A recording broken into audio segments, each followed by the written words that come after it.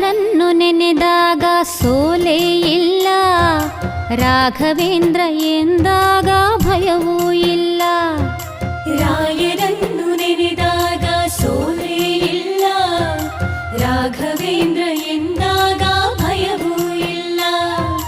ತಾಯಿಯ ಮಮತೆ ತೋರ ಗುರುವೂ ಇವರು, ತಾಯಿಯ ಮಮತೆ ತೋರ ಗುರುವೂ ಇವರು, ಬದುಕಲ್ಲಿ ನೆರಳಾಗೋ ತಂದೆ ಇವರು, ಬದುಕಲ್ಲಿ ನೆರಳಾಗೋ ತಂದೆ ಇವರು. ರಾಯರನ್ನು ನೆನೆದಾಗ ಸೋಲೇ ಇಲ್ಲ,